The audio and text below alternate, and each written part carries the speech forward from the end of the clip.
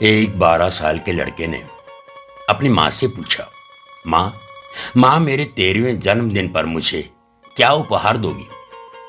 माँ ने मुस्कुराते हुए कहा, जब तेरा 13वां जन्मदिन आएगा तो अलमारी के ऊपर देख लेना, उसमें तेरा गिफ्ट रखा होगा।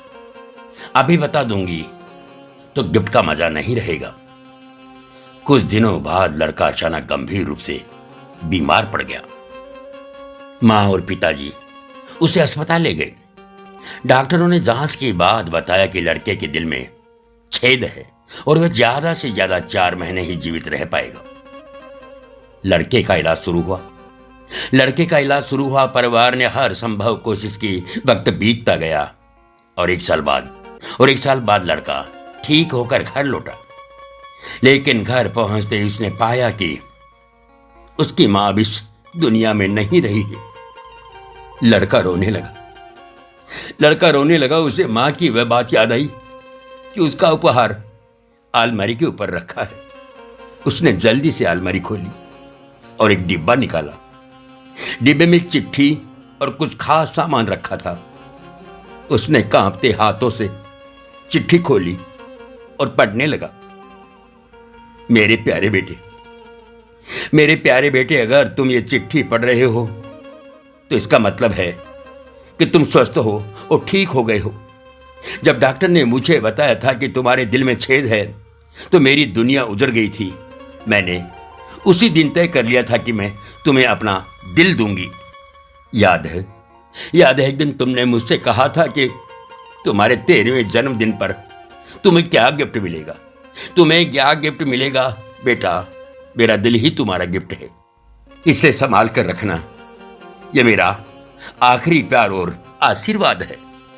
तुम्हें हमेशा खुश और सलामत देखना मेरी सबसे बड़ी ख्वाहिश है। हैप्पी बर्थडे मेरे लाल, तुम्हारी मां। लड़का फूट फूट रोने लगा। उसे अब एहसास हुआ कि उसकी मां ने उसे बचाने के लिए अपनी जान कुर्बान कर दी थी। ये कहानी केवल एक मां के प्यार की नहीं, बल्कि उसकी निस्वार्थ भावना और त्याग की है। आज की दुनिया में मुश्किलों का हल ढूंढने वाले लोग कम हो गए हैं और शायद इसलिए अब घर से कोई भी मां के पैर छूकर नहीं निकलता। मां का प्यार दुनिया में सबसे अनमोल और निस्वार्थ होता है। मां का दिल सिर्फ धड़कता ही नहीं, बल्कि अपने बच्चों की खातिर हर बलिदान देने को तैयार रहता है। दोस्तों, एक मां का दिल क्या होता है, इस संसार में सिर्फ मां के अलावा और कोई नहीं जान पाता।